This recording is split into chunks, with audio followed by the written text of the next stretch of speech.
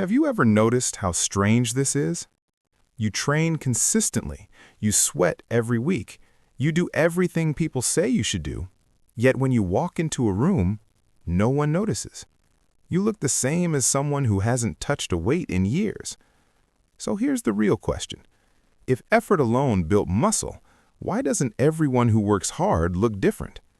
That uncomfortable truth is where real progress begins. Most people aren't failing because they're lazy. They're failing because they're using effort the wrong way. Your body doesn't reward suffering. It rewards signals. And once you understand how those signals work, everything changes. Let's start with the biggest mistake in training: speed. Most people train fast. Fast reps, fast sets, fast workouts. They think movement equals growth. But muscles don't understand speed. They understand tension. Your muscles don't grow because you lifted a weight.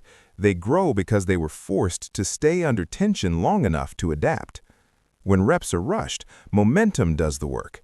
When reps are controlled, muscles are trapped and forced to respond. Slow down the lowering phase.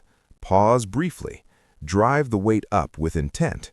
Fewer reps, more control, a stronger growth signal. Now here's something most people misunderstand. Failure doesn't mean your muscles are done. It means your leverage is. When you fail, the muscle still has more to give, just not from that angle. This is why mechanical drop sets are so powerful. You start with the hardest variation you can handle. When you can't complete another rep, you don't stop. You change the mechanics. The muscle stays under tension. The signal stays strong. Adaptation is forced. To your nervous system, this feels like a threat, and your body only adapts to threats one way: by getting stronger. But none of this matters if recovery is broken. You can train perfectly, eat clean, follow the best program in the world, and still make no progress. Why? Because growth doesn't happen in the gym. It happens when you sleep. Sleep is not rest. Sleep is construction. This is when growth hormone rises. This is when testosterone resets. This is when damaged muscle fibers are repaired. Poor sleep doesn't slow results. It blocks them. Treat sleep like part of your training. Dark room, cool temperature, screens off before bed. And if your nervous system struggles to relax, magnesium glycinate can support deeper, more restorative sleep. It doesn't create growth. It allows it. Now let's talk about soreness.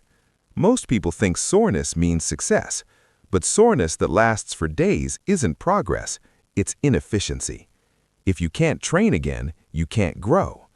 Short, controlled cold exposure helps reduce inflammation and reset your nervous system. Not extreme suffering, not punishment, just enough to help your body recover faster. Faster recovery means more quality sessions. More quality sessions mean visible change. Before we continue, if this kind of explanation is helping you understand training on a deeper level, subscribe to the channel. This channel is about real progress, not hype, not myths, not wasted effort.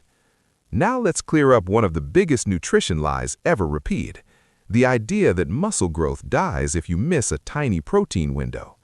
Your body doesn't stop building muscle because you ate later than planned. What actually matters is consistency. Day after day, week after week. Hitting your daily protein target is what drives growth. Timing helps, but total intake matters most. That's where real results come from. Now here's something almost no one thinks about until progress stops completely.